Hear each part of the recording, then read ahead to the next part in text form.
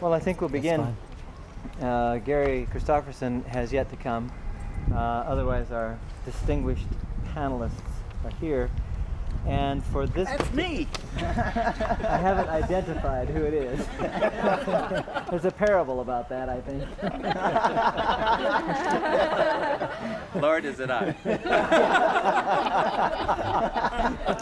That's mixing the stories. Well, we're rabbinic sages up here anyway. We can do it. I think that's what metaphors are for anyway, to mix, aren't they? Larry thinks that's in the Talmud. Right. The session tonight is unique in that we're talking about other periods than bronze and iron, which of course leaves a lot of time before and after. And in a way, what I want to do is have Larry Garrity go first and give something of an an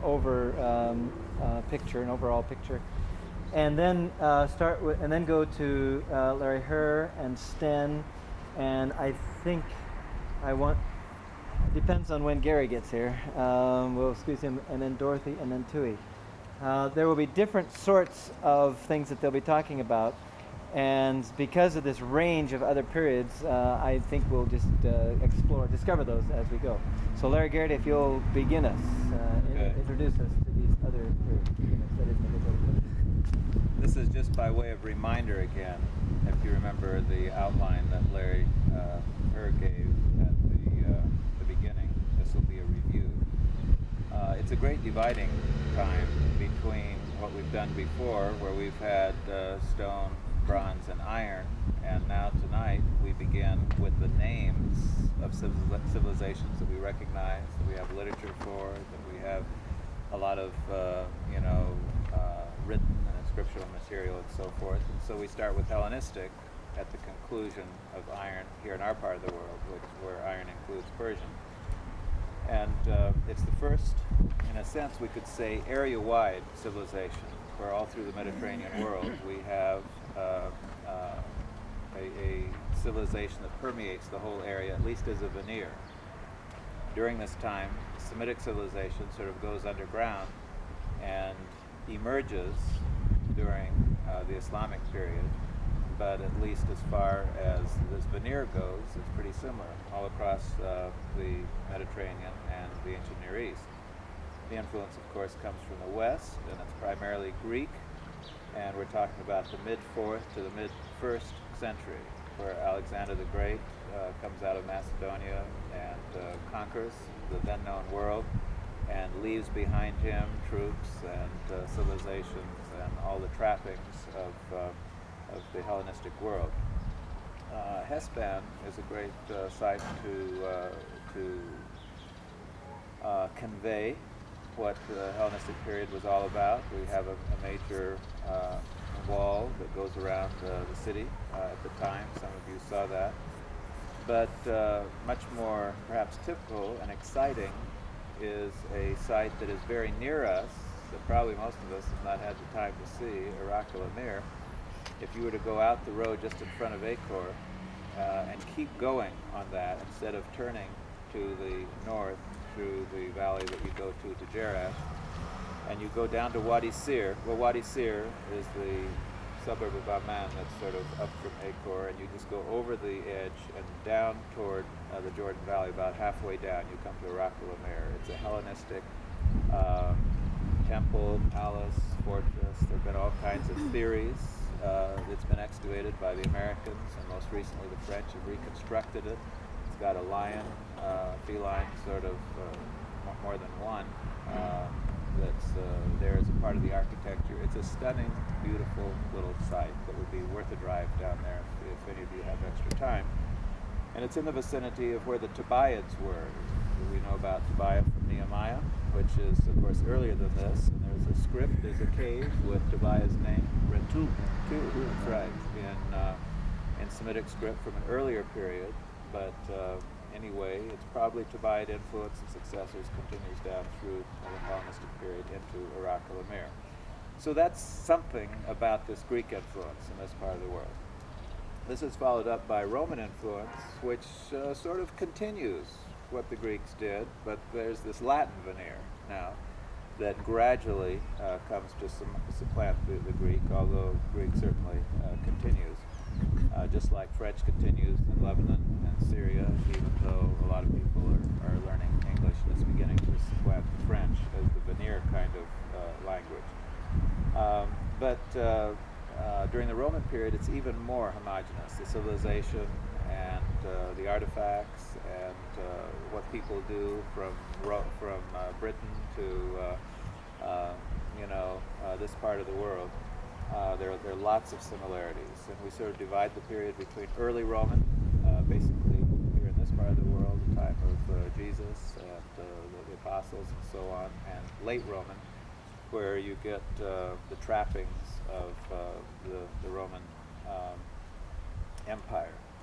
And again, Hesban is a great place to illustrate the site for Jordan. In fact, Larry's and my professor called Hesban the type site for these post-New Testament periods, he said. That goes all the way to the modern period.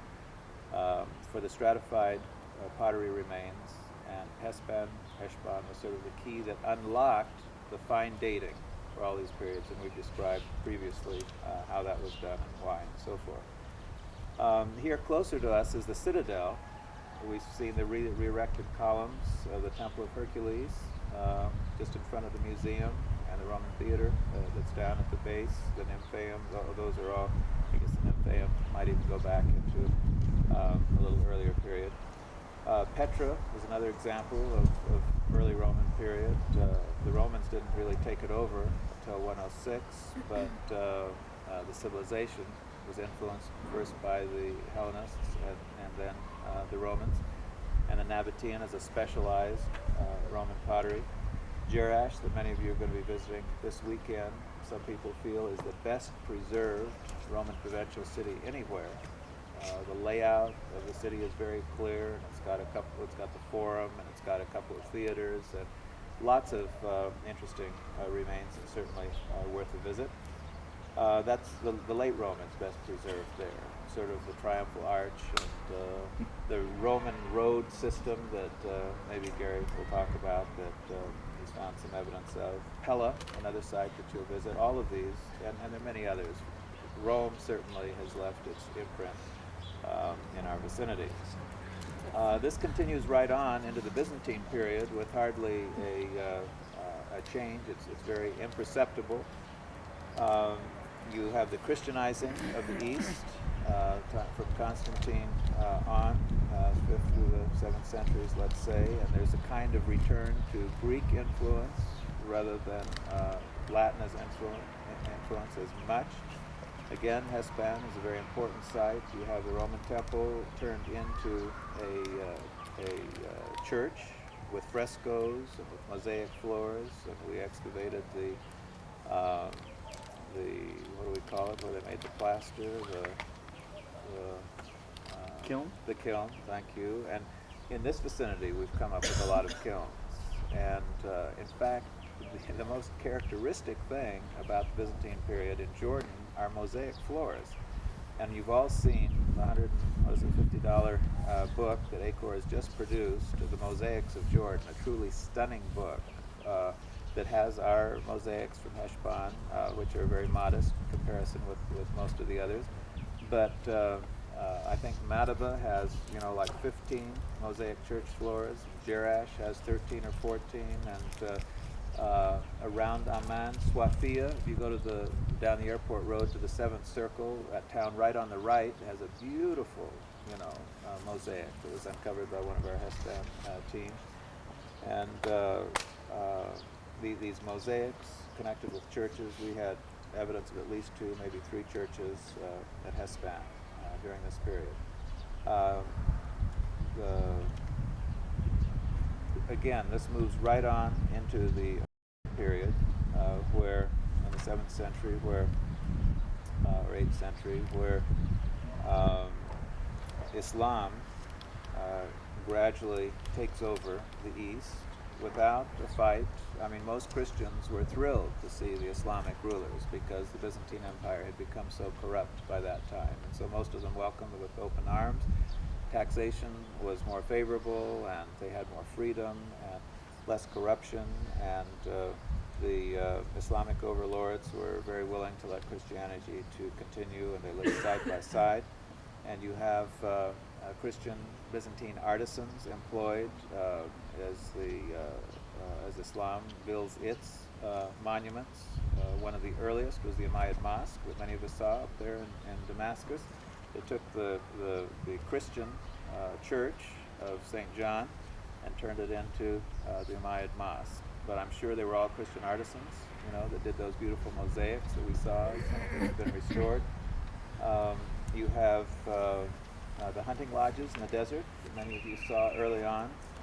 The desert castles, we sometimes call them. Most of them are from this period. And the Umayyad caliphs lived up in Damascus, and they came south, obviously, into the Jordanian desert for their hunting. And even though Islam proscribed what you see in Qasr al-Amra, for instance, those frescoes with naked dancing women and so forth, evidently they figured that what the masses didn't see wouldn't hurt them, and that they themselves could enjoy this without any problems. You have the Dome of the Rock in Jerusalem, the Golden Dome that's over the location. By the way, the dome has been restored right now to Beautiful. a fantastic gold. It is real gold. Yeah, it's fantastic. The king here gave the gold. The king was sponsored that. Yeah. Gave the money for it. And the stuff is just down now within the last week. The scaffolding. cranes and the scaffolding. Yeah, so it's So all, this is a marvelous time all then there. to visit Jerusalem and to see that, and that's the same period Really that we're bright. talking about. Khirbat al-Mefjar down in Jericho region is another really fancy palace that comes from the Umayyad period. So the Umayyad caliphs in Damascus really have contributed to the economy of this area. Lots has been built, and Hesban, again, we had lots of good evidence from Umayyad, and there's no indication at all that the Muslims came in, or Islam, and conquered Christianity and destroyed churches or anything. You have churches being built in the Umayyad period. It seems to be a coexistence. But then when the Umayyad caliphs pass off the scene, you have Islam moving over to Baghdad, and the caliphs go to Baghdad as the center, and that's the Abbasid period. And then things sort of turn toward a more nomadic existence here in Jordan. You don't have the settled occupation with the kind of archaeological finds that you've had up until now. There are a couple of other periods in here that are very poorly represented in most of Jordan, and then you come to the Ayyubid Mamluk period in the Middle Ages, roughly the time of the Crusades. It goes back and forth, and that is very strong in Jordan. The caliphs are down in Cairo by this time, and so the influence comes out of Egypt, and Jordan and Palestine are a land bridge to the rest of the Islamic world. And so it again has great importance, and especially with the Crusades on the coast of the Mediterranean, Transjordan was extremely important, sort of behind the scenes as a trade route going down to Mecca and keeping the Christians at bay. And so you have Ajloun Castle that many of you will see this Saturday as you go north. That comes from this period. And Hesban again is a type site. I mean, for the first time in any place archaeologically, we have good stratigraphic control, Ayyubid Mamluk period, and the dating of several strata. Moves into the Ottoman period that I think Dorothy's going to tell you a lot more about, with the cave culture that Stan is fond of talking about. And then on into the modern period, which in some ways we could say started in the 1880s for Jordan. That's when a lot of people come over from the West Bank and settle down, like the Abu Jabars and the Bisharats and the Christian families. And you begin to get settled occupation in addition to some of the older cities. Although it's really after World War I that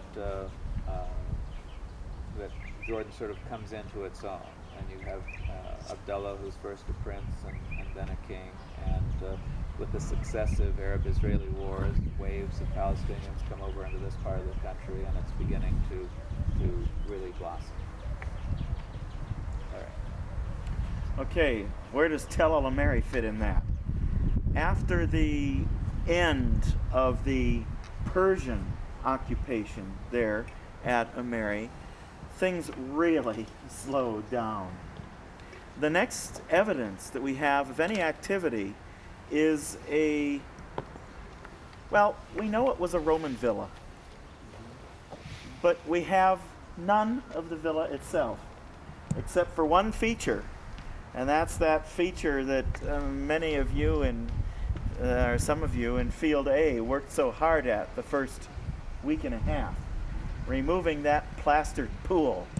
And we still see it as kind of a hole out there at Ameri. That plastered pool is one of 3 Jewish ritual immersion pools called mikvaot, okay, the plural, or mikveh singular, in the rabbinical sources. One of 3 in Jordan. Another one is at Makerus, where I think you went when you went to Petra, those of you who took the long way. And also, I think there's one maybe at Jerash. I'm not sure. But there are 3. So we're honored to have one.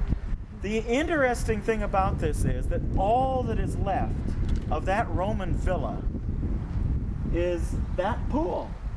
And it was an underground affair. What's happened to the villa above ground? That's the later history. A few centuries later, a Byzantine farmer built a house in Field F. Remember the first day we went over to visit Field F in the east? You may not even know that it exists anymore. But it's way over on the east side, and maybe was one of the entrance ways into the town. But in Field F at the very top was a Byzantine farm. We have lots of vats. So they probably worked at one type of activity, probably wine growing again with these vats, lots of them, tons of them. But they tilled the top of the tell too. Byzantine pottery is interspersed in the topsoil. Anybody here from, let's see, no, I don't see you. Field H, Lloyd is there. Yeah, Lloyd is, but yeah, Mary, there you are, Mary Square. Okay, Mary's here. She has been excavating the results of this agricultural activity on top. Those of you, Maurice and Fatima isn't here, excavating east of Mary Square, you excavated through 1 meter of beautifully pure dirt that hardly had a stone larger than that, or a potsherd larger than that. Mary got them all the honkin' potsherds, all the stones, layer upon layer upon layer of these things. In fact, there were layers of nothing but stones. They built a terrace wall holding up the agricultural ground, and then threw the stones over. As the wind blew then, the fields were plowed, and the dust blew away. Over the thousands of years, there was wind erosion, and I suspect that we may have lost at least 1 meter of debris from the top of our tell. Then more rocks came up as the plow went deeper, okay? As the dust flew and the plow went deeper. And so more rocks came up and were put aside over the terrace wall, or piled in piles in the middle. As a result, our Roman villa is gone, and all we had left was the part that was preserved way, way down. So that's all we have left of that Roman villa. And the Byzantines probably were to blame for that, but they weren't the only ones. We also have early Islamic pottery on the top of the tell. They kept going there with the agricultural activity. We also have 3 Turkish pipes up on the top, underneath some of the rock piles. And so in the Ottoman period, also, Dorothy, they were doing activities over there, probably from Ameri North, this cave area where they were living. Meanwhile, during all this period, at the bottom of the site, there was activity going on at the well. Okay? These were people who were not living at our site, Tel on Ameri, but it was Ameri East and then Ameri North, using that well the whole time. The present well house, not the capping cement which you see there, which was put on after 1992, I think. We know that date very exactly. Since we did it. Yeah, based on the pottery, of course, that we found. Or I should say the cement bags that we found. Below that, the well house is Byzantine in date. We don't know how far down it goes. We've excavated tops of tunnels that lead into it, and other things as well. Byzantine, there's also Roman, there's also Iron Age, there's also early Bronze. All these periods were there at the well. So the well was a place for people to come, and a reason for the road going by. Trade routes. During all these periods of nomadization, they would have used these roads still, the caravans going by. And so you have villages that grew up in the area. I don't know what the survey people are going to talk about, but during the Mamluk period, we have large settlement areas of pottery masses over whole hillsides and valleys. So this was a big area for people to concentrate in. Is that it? I think so. Talk about the V. Oh, yeah. I was going. Well, that was with the agriculture.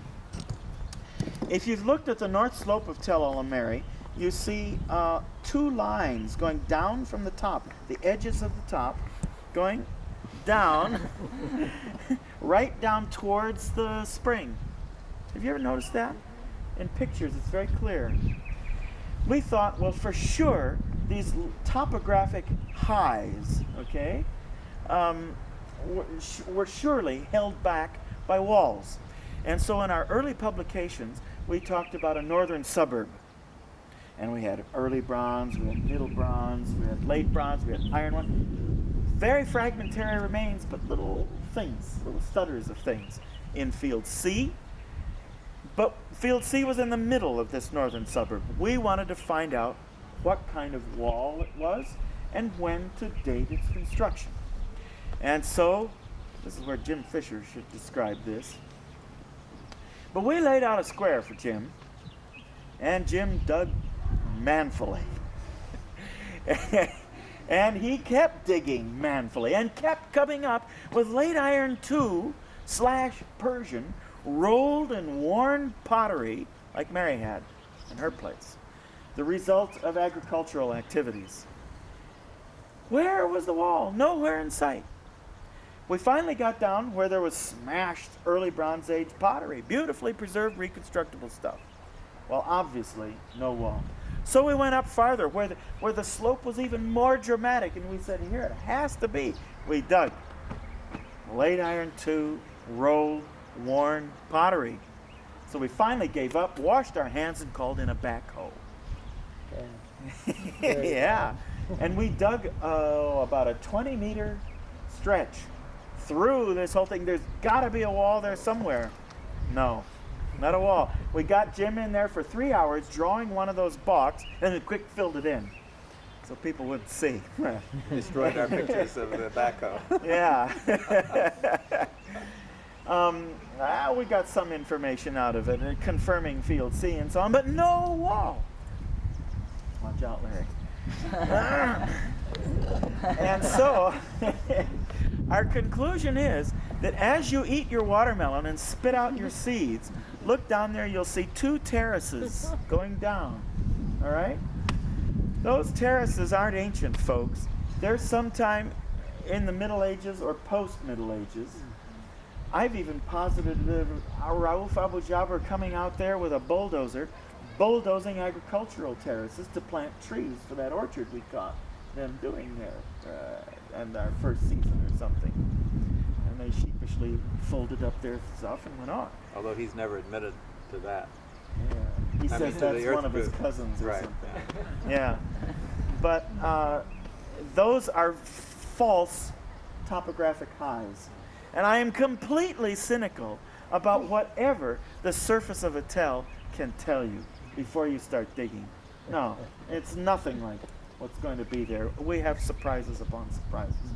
But that is a late agricultural act, those terraces. And we invested a lot of time in determining that. Stand. just a few words about the gaps. You kind of watch out. I respond. These last centuries and millennia are well known as being very cyclic. Of course, the whole history of Jordan is cyclic, but again, Larry has been talking about are the visible periods. He's tried to say a few words about the invisible Byzantine estate there, and that's good, Larry. I think you did a nice job with it. It's very visible. Well, I mean, such as it is. It's invisible, it ain't there. And so in the hinterland work that we have done, we have surely focused on trying to find out what's going on in these gap periods when you don't have a lot going on the tells. We first discovered it at Tel Hespan, and we are talking about long gaps. I mean, like the Abbasid period. Well, the Umayyads sort of tapered off in the 7th, 8th century, and then we go until the 12th, 13th century before we really have the rise again of the Ayyubid Mamluk period. So that's 400 years, where we really don't know much of what's going on. And then there's this brief flowering in the Ayyubid Mamluk, and then you have another 400 of Ottoman rule. Now, I just want to let you know that there's a big debate going on in Jordan archaeology circles about the nature of these periods. And then tomorrow, in fact, I'm meeting with William Lancaster of the British Institute, who's just written a paper in which he's arguing that for the Ottoman period, everyone is wrong in arguing that it was such a big dip. And that, in fact, he sees a gradual history of improvement, even from the 16th century right down to the present. He has examined a number of different types of literary sources, and he thinks he has a claim for this.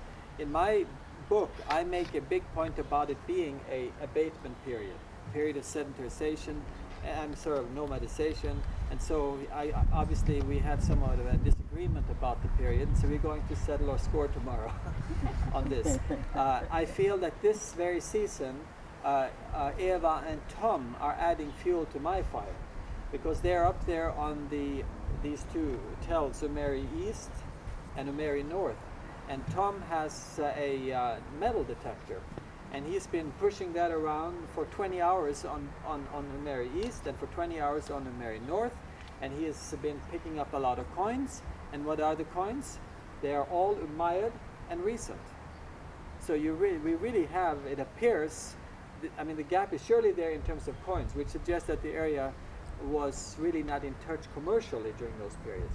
What is curious is we don't even seem to have any Ayyubid Mamluk coins, which I would wonder about, although there's some reason to think that the Ayyubid Mamluk period was not as strong in this area as it was in Hespan, and that's maybe something you want to comment on, Gary. But in Hespan region, we had a strong Ayyubid Mamluk presence. If you just go over those trees, yes, there's Jazua, which is a really big Ayyubid Mamluk site, just to the south of the trees, and that's probably where it was. Huge, but it probably was a campground. Right. Right.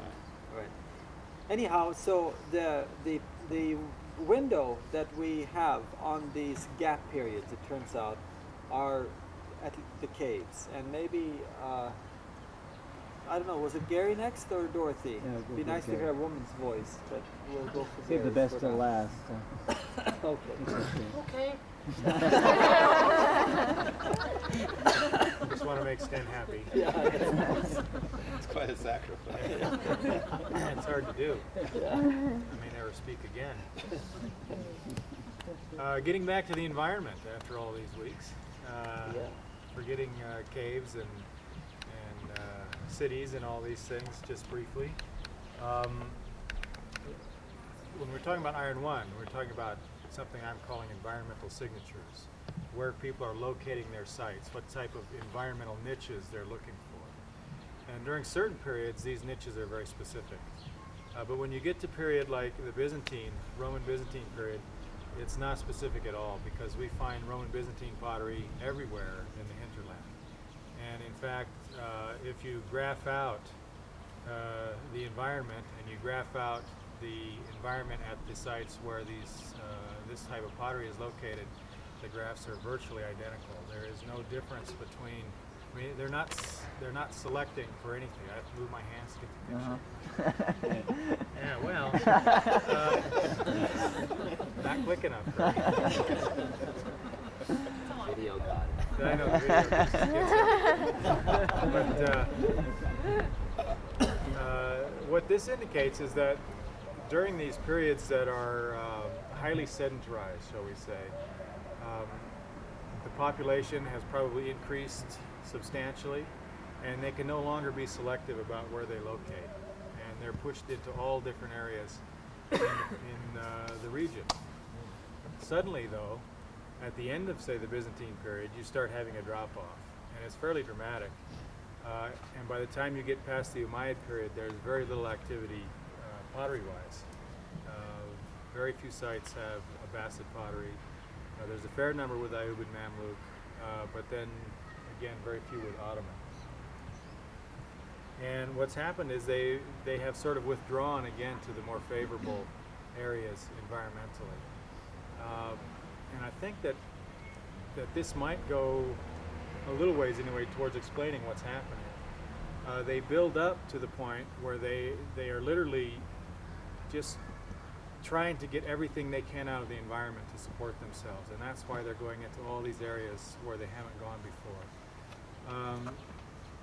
They start to overtax the environment. And then you also have social problems, changes in government.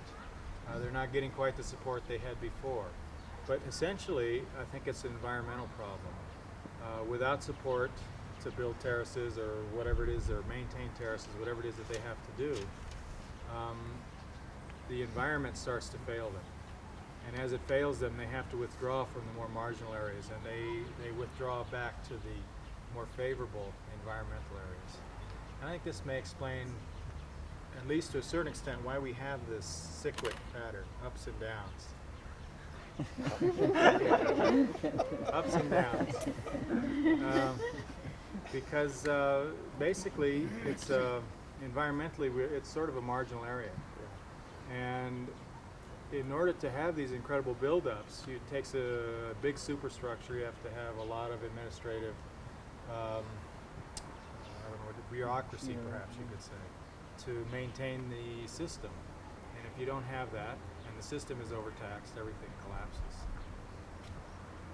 Now, I've heard several things that I'm supposed to talk about. One is caves. Yeah, the Ayyubid Mamluk period, how is that represented in the Umeri survey? It was quite well represented in the Hespan survey.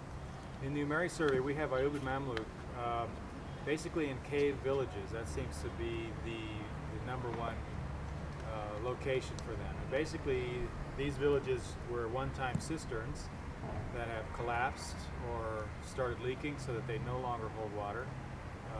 The people then cut new openings into them, turning them into dwelling caves. And they live in the caves, at least during part of the year. The other part of the year, they're probably in tents. And they keep their animals in there, their families in there. They store everything in the caves, and that's where they live. I mean, that's basically what we have. We've got maybe 5 or 6 of these villages in the project area. The most major site from these other periods, the site on the other side of the national park. Site 57. Yeah, Bisharat. Yeah. Or the Wadi Bisharat. That was a big Byzantine site. We're not exactly sure what it was. I think it had Ayyubid Mamluk on it. It has a lot of it, and they are all living in these cistern dwelling units. There are several of them there. They've got cistern. Something happens, they collapse, they start leaking, they make a new opening, and then they start connecting the cisterns with tunnels. So some of these, you'll have 5 or 6 cisterns all connected underground with tunnels. And you go in the first one and you just sort of wander around in through these cisterns. Take a flashlight and watch out for snakes. That is kind of interesting. But Site 57, it had a huge, it had big walls and 4 big towers on it in a sort of a square shape up on the top. And after that, then it's a Mamluk village. And something else I'm supposed to talk about? I heard somebody say Let me tell Roman you. roads. Oh yes. Let me tell you a case story just before it comes to that. We've had problems in our project trying to store our things. In '84, '87, as I mentioned, we stored it over in Kanzaman in a restaurant, which became a restaurant, and that will be very elegant. You'll see that Saturday night. But then the next season, we thought all these caves we were discovering, we'd rent a cave from a family, which we did. And we thought this would be great, and we stored all of our stuff in the cave in '87, and we came back in '89, and all of our stuff had the drippings from the cave ceiling, the creosote from the fires and stuff, I guess, that had been in the cave, covered everything. And you can see people who've come in and seen my sleeping bag think that, I have bad dreams at night or something, but it's black and brown all over it. It looks really, really bad, but that's what happened to all of our stuff. And Marge and I are going through worm poop. That's right. Worms got into those things there and left their droppings all. Actually, the stuff it's similar to silk. This is in your sleeping bag? Are you just now getting around to cleaning it out? The most successful storage has been in the ATC classroom that they gave us last season, and we're grateful for that. We'll do that again. Sorry, now you can go to the Roman roads. Roman roads. We have a couple of Roman roads that we know of. In fact, David Graff was here just last week, and we went out and looked at a road station in Villanova, which is a major Roman road to the area. And it's a large building with a Roman milestone nearby. And as David Hopkins and Adrian know, there's also a second smaller structure nearby, and they dug up what they thought was another milestone, but actually it's apparently, as David Graff suggests, a small altar. And there was some sort of you stop at the station, or perhaps it was for the soldiers, who would then go on to the secondary room for their religious duties or functions, whatever they had. Maybe they had potluck suppers there, I don't know. But they had a little altar there of some kind. We also have traces of roads all over the region, but it's hard to tell if they're Roman roads or Ottoman period roads or roads that went out of existence 5-6 years ago. It's hard to tell. We have at least one Roman road.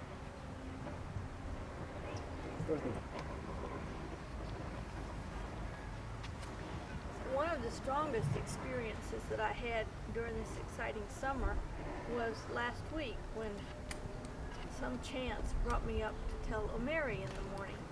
And I was looking at Doug's walls coming down, and the casemate walls and the ramp and so on and so forth. And of course I see them every summer, and every summer they get more impressive, but this summer they were absolutely staggering.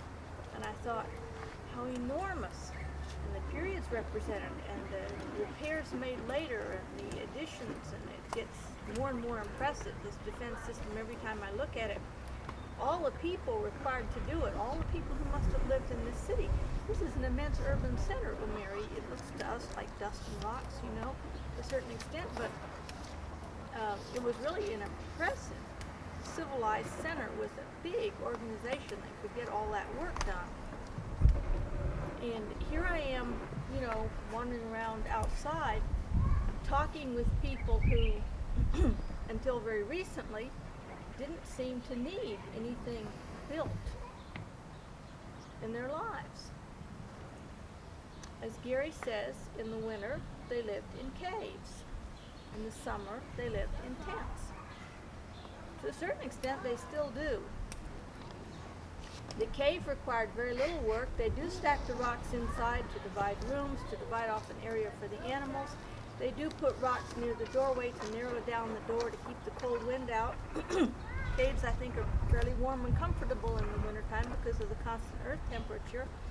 Sometimes they would do a little bit of work at the top, up on the surface, to divert the water from the hole that had originally been cut to take the water in when it was a cistern. But they don't require much work, and people do as little as they have to. Then in the summer they live in tents, and the family kind of stretches out in the summertime. In the Ottoman period, and maybe we'll find a better word, because although the political administration from Constantinople was Ottoman. The people here were something else. They weren't really Ottoman Turks. They were just themselves with a different language and a different culture. In any case, talking about the last 100 years, more or less, we've interviewed a woman who was over 100 years old, and I kind of feel like that's our time span. I want to talk about what their lives were like in the caves in the wintertime and outdoors living in tents in the summer. The family kind of was less concentrated in the summertime. Some people might stay in the caves, they might keep some of their belongings there year-round. We find that families tend to separate in the summer, and that some will stay at home and some will go with the flocks. And they'll meet each other every few weeks, maybe by means of trucks or buses, or even oftener. In earlier times, they wouldn't have seen each other as often, but then they would have come back together in the wintertime. What did they eat? For example, this has been one of the things that we've been most concerned with. Here we got information from several sources. One is interviews, another is a book by Rauf Abu Jaber, and it talks about the history of Kanzaman based on the documents that were found in the building. Kanzaman Qasr Abu Jaber, the place where we'll be eating dinner on Saturday. And they have family records, mostly financial records, going back quite a long time. And these records tell, well, for example, they had at any one time 50 yoke of oxen, 100 yoke of plow oxen. They had so and so many camels, maybe 100 or 200 camels at a time. Horses, of course, smaller animals might not be mentioned. They raised wheat, they raised barley, and they raised lentils. Now, the local Bedouin that we've talked to, when we name the big four, wheat, barley, lentils, and chickpeas, say no chickpeas. They say wheat, barley, lentils.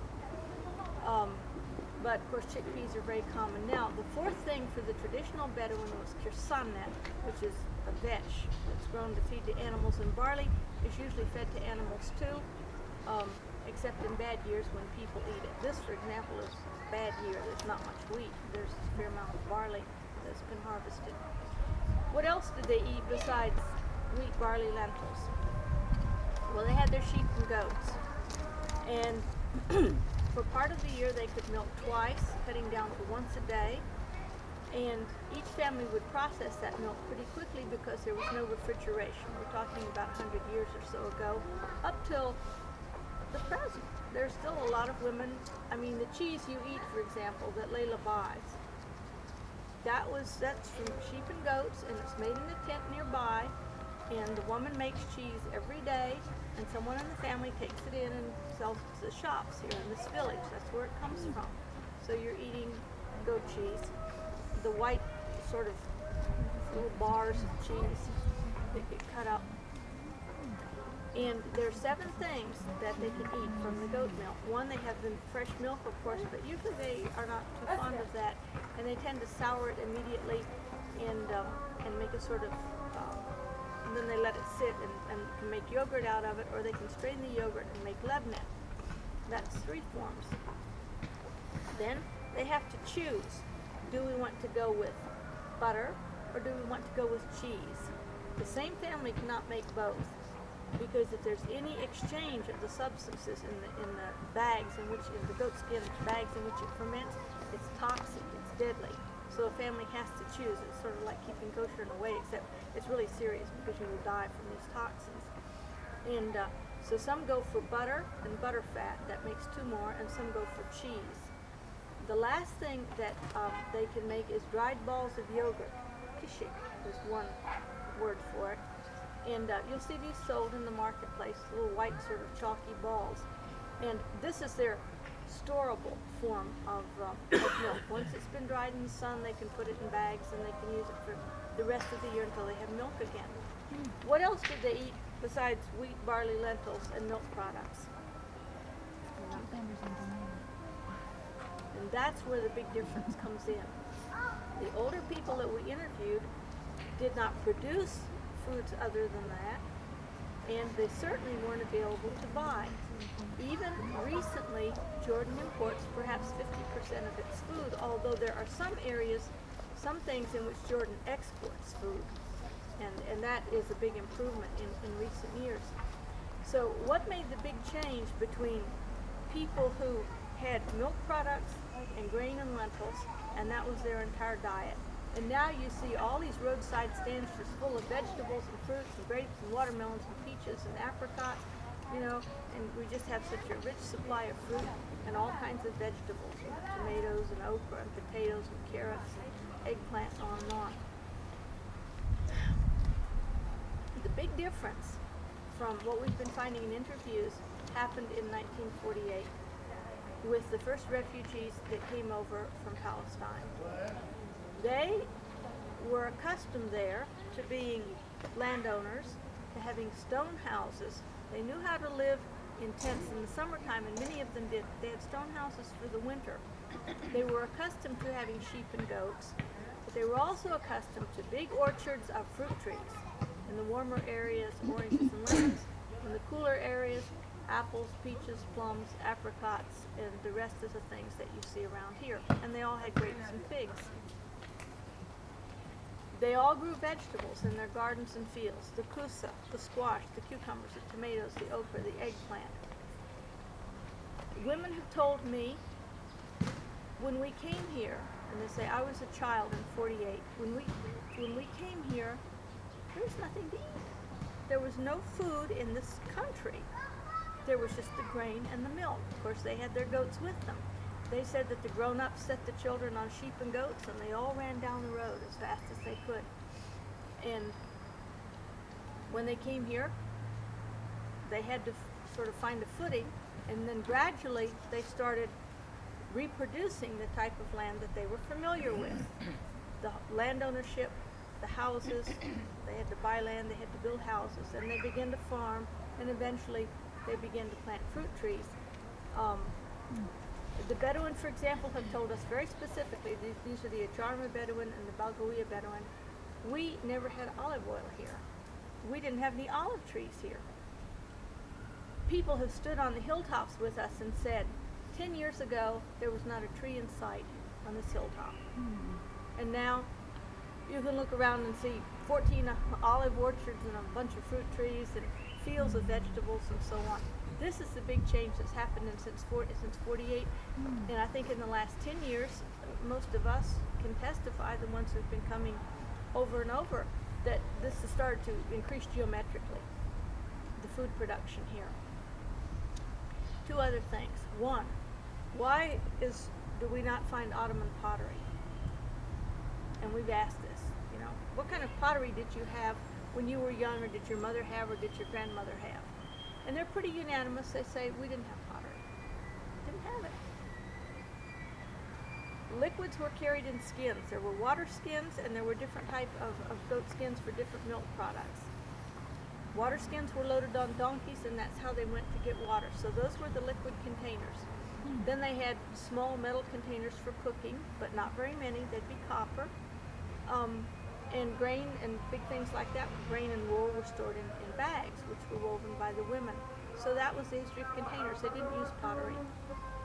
But quite often they would have an imported water jar for their water, which stood in the house or tent. But maybe a lot of them had to get along without that. For example, the records at Kanzaman show that every year they sent camel caravans to Jerusalem carrying their wheat to sell. And the camel caravans brought back from Jerusalem luxuries such as olive oil.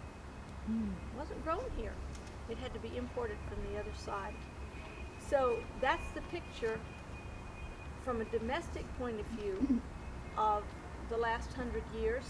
Extreme scarcity of water. Every family needing to carry every drop. Sometimes the cisterns were quite far away. Some of the cisterns, including the well at Omeri, were privately owned, and they couldn't be used by just anyone. So water was very scarce, and they often had to go many miles per day to bring enough water to subsist on. There certainly wasn't enough water for gardening, for raising trees, or even for keeping clean. Many women have told us how nice it is to be able to have a bath from time to time after working in the hot fields and getting all dusty. They couldn't do this when they were young, because they were living in caves. and that's part of the domestic history of this area. I was just thinking that you said that the water sources were privately owned, and of course there we see the Bisharat well, and we see up to 50 trucks waiting to fill up at the Bisharat deep well, and they go out, and I don't know how much they charge per truck, 5 JD or It's a something? liter per cubic meter, and it can be more. 7 JD per truck. So they make hundreds of dinars on that. But again, it's one dinar per family cubic owning meter. it, and the poor people have to pay through the nose for it. And the well in the Jalil region, there's 2 families that own it. And they make about 1,000 dinar a day. A day. So they take How much? 1,000. By selling water. I mean, what, limitless supply of water? That puts Bump into around the perspective clock. Project Rainkeep that you've already heard about, and why Project Rainkeep is important for poor people. I mean, they could have it free if they just fix the cisterns and collect the water themselves. But you know, on that score, I should perhaps just let you know that today, or rather earlier this season, I wrote a letter to the Director General of the Water Authority explaining about the Rainkeep and offering to give him a tour of our region and explain about the unused resource of these cisterns. And this morning, while I was working in the lab, I got a phone call from the Director General, not from the Director General, but from the protocol officer for the Water Authority, asking me to come down and plan a tour for the Minister of Water. Now, this is the man that's above the Director General. So on Sunday, he is coming, and they are going to have a TV tour of all of Project Rainkeep in our region. They want to hear about how, you know, the cisterns were used in the past and this and that. And so the timing of this couldn't be better, because they are really looking for any and every available resource. And so actually after this meeting, I'm going back down to work on the itinerary for the water minister, which is a cabinet level officer here in Jordan. All right. So it seems that the project is beginning to make a difference. I will also add, however, that in previous experience in Jordan, appointments of this kind are a little fluid, and it's probably true in the United States as well. So one moves forward with every good intention, with the possibility that it might not happen. But at this point, everybody seems very serious. Dorothy and I and Rula were there at his office, and it seems that they are very keen on making all this happen. So that's kind of exciting, and it's a nice connection for archaeology in making an important contribution to an important area in Jordan. Tui. Other people have things to say on this topic, I think. Didn't you, Philip, wanted to Well, say I something? don't, questions probably later on, right? Yeah, we'll have questions in a minute, so go ahead. I don't really have all that much to add that fits with what everybody else has been saying. I did want to add something from last time when Doug was talking about the family and the information that we have about the way that men and women's roles worked in this frontier society in its relationship to what we find in the Bible. And I want to remind you of some books that you might want to use when you're dealing with some of these subjects if you are within studies that relate to biblical times. And that is, there is a book that you mentioned, well, you mentioned the author in passing, and that's Carol Meyer's Discovering Eve. Carol is an archaeologist. She has been in what we would call intertestamental times in the West Bank with her husband Eric on a number of excavations. And her book, Discovering Eve, deals with the way that archaeology helps us to see particularly what the woman's role was in the agricultural societies that are part of the biblical world. And then a woman named Kathleen O'Connor has a book called The Wisdom Literature, where, for example, she would point out that after the exilic period into the Persian period, the biblical tradition is bringing in literature from other societies that it has come in contact with in the ancient Near East. And particularly in the book of Proverbs, she portrays what is going on here as a basic file folder or envelope that has a beginning and an end. And the beginning part is a picture of a young man coming into a city like Umeri at the moment where he must make a choice as to his future, particularly related to the woman whom he will marry, who will be a support for the kind of economic society that he will be a part of. And he must choose someone who has compatible knowledge. And both Carol Myers and David Hopkins, in his book Highlands of Canaan, will tell you how the geography changes in different areas and how important it is to have people who know and are familiar with the same kind of geography for the farms and agricultural pastoral economies that they're going to be a part of for their whole lives. And then at the end of the book of Proverbs is the story of, or the portrayal of the woman who is the woman of valor. And she's the one who, it turns out, was and came to be absolutely the right and appropriate choice for the man, for his life's companion. And notice how many things in that passage in Proverbs relate to the kinds of objects that we find on a dig, particularly in the area that Dorothy can tell us about in textile manufacture. And that also portrays the woman's world, the successful woman who, I would say maybe from late Iron II and the Persian period, all up through many periods in Palestinian history. And this is the basic file folder, and then in the middle is the wisdom literature that has been collected that tells us about all the wise ways to make a go of your life.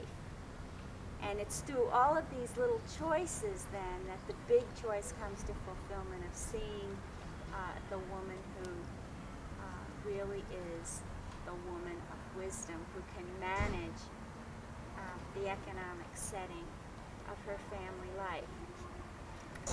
In choosing the life, there are a lot of parallels to jewelry and precious stones and the refining of silver and the manufacture of gold, very important parts that relate to jewelry.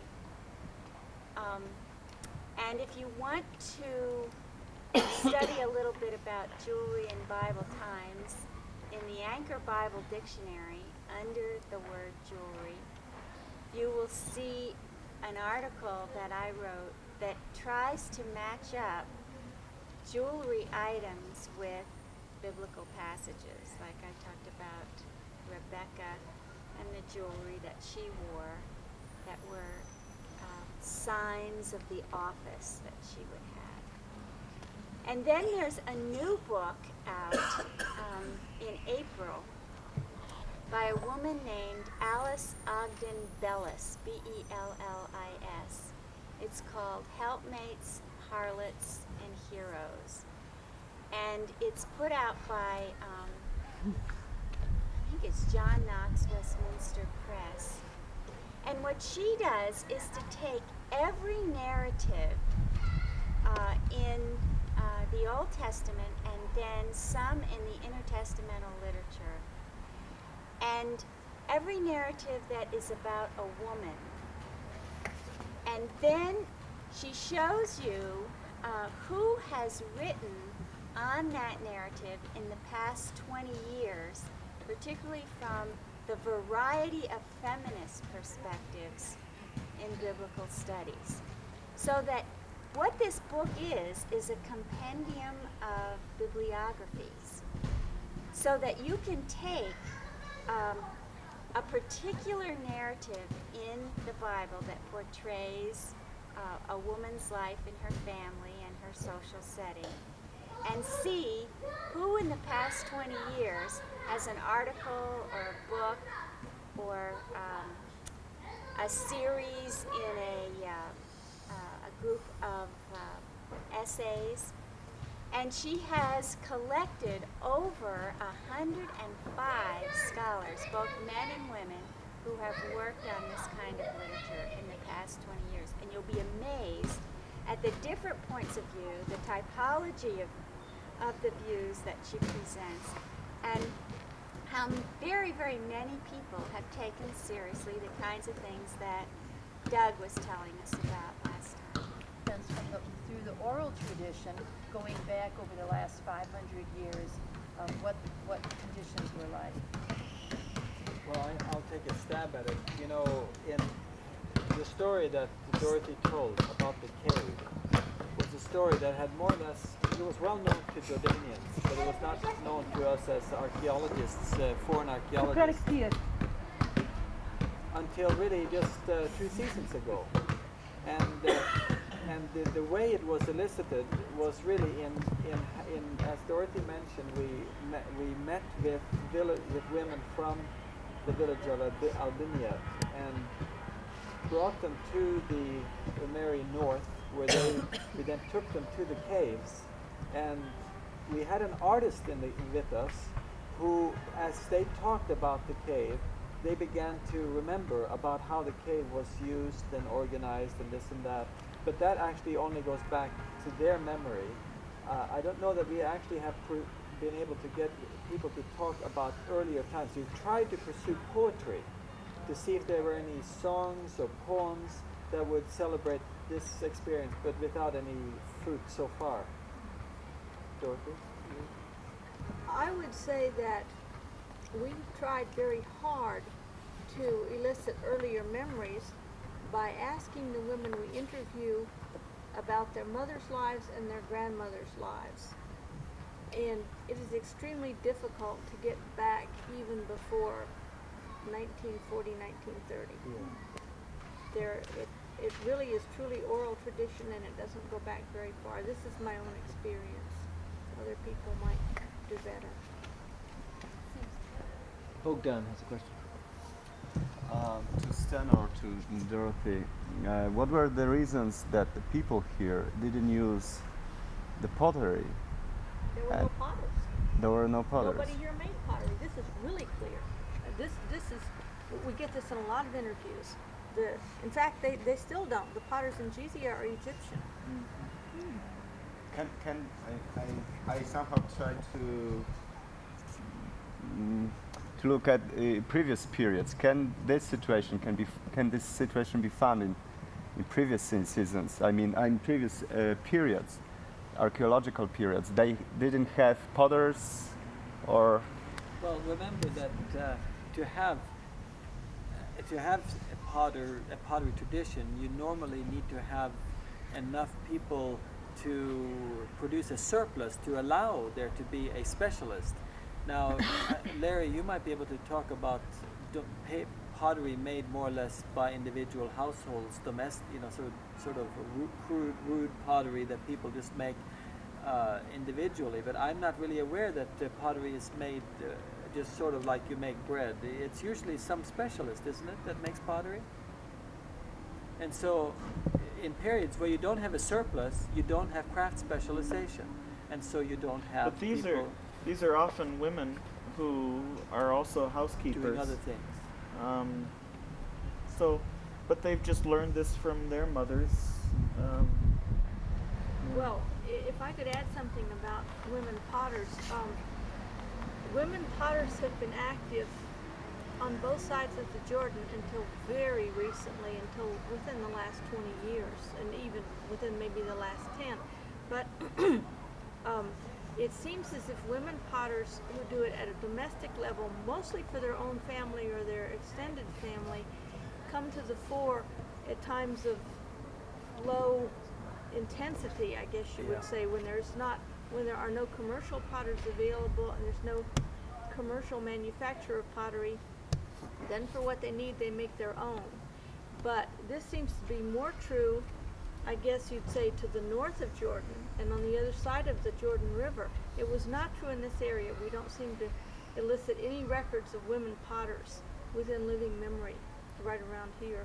Gloria London, who was with us in 1984, has published a book on Cypriot and Jordanian potters and the results of her work in '84, and just along the lines Dorothy has mentioned. I mean, she interviewed some very elderly women who earlier on had and even showed her some examples, but I don't believe she found any current potters in '84. They had just concluded they were getting too old, the ones that she interviewed. There is unpublished work done by Owen Rye and John Landgraf on the women. Well, I guess Owen Rye did the men potters and John Landgraf did the women potters, with a lot of technical measurements, a lot of interviews, several years of work, a lot of photographs, but that's unpublished.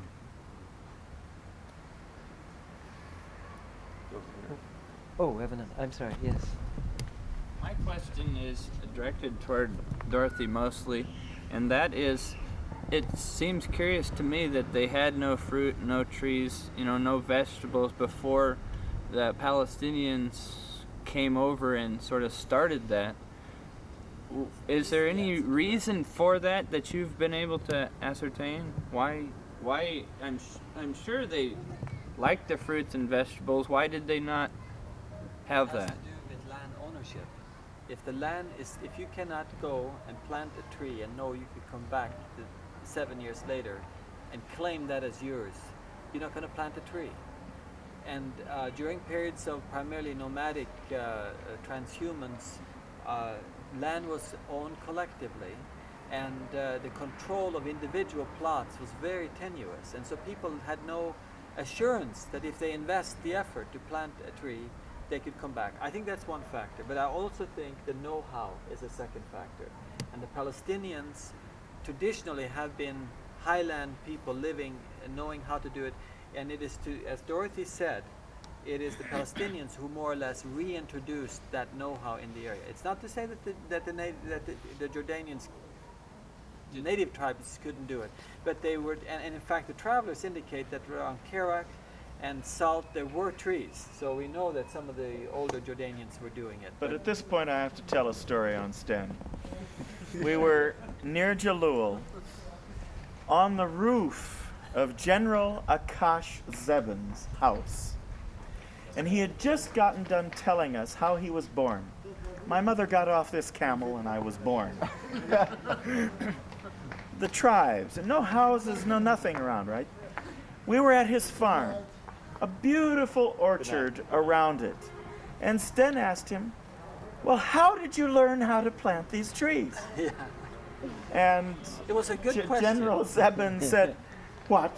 Do you think I have no mind? The same way you learned, he said. That's right. He was rightfully insulted. Well, I have a question. Well, Or actually a comment. Could I just answer a little bit to Paul? Oh, sure. the concept of land ownership sort of became formalized after 1929, after King Abdullah's succession, and it's still going on. For example, I learned 2 weeks ago that not all of, and the land ownership was a question of the grazing land of the different tribes being subdivided and assigned as private land to the different families in the tribe. That has not completely taken place, and there's a lot of land that's still owned by the tribe but not by individual families. Once you own land, you can put up a fence on it. If you put up a fence on it, you can raise trees in goat country. Yeah. I have a real quick comment. We talked to a farmer today that where Farmstead is, actually the nephew of the guy who owns Farmstead, who was complaining bitterly about, like farmers in the United States do, that the government hasn't caught up to what is happening in terms of orcharding and land ownership in Jordan, and that right now there's so many trees. He was complaining because he said, oh, a few years ago there weren't very many orchards and we sold our fruit for a very good price. And he goes, now there's this terrible glut in the market. Everybody's raising trees because they found out they could make lots of money doing it, and there's a terrible glut in the market. He said that's not bad because that's stimulating competition in Jordan between the orchardists and fruit and vegetable growers, which they really haven't had before.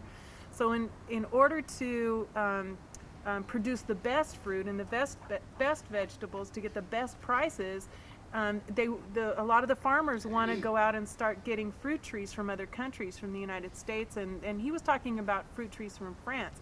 And the reason they want to do that, but they can't do that, and the reason they can't is because the government says, no, you must buy from Jordan. And the stock from Jordan, he said, seems to be very poor.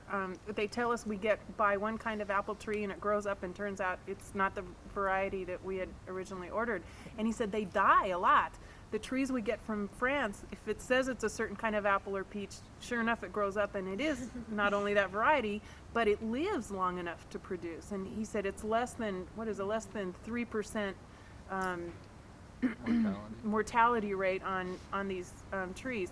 But he said the government won't allow them to do that. So right now I think there's a grassroots movement to put pressure on the government to understand how an economy and competition works.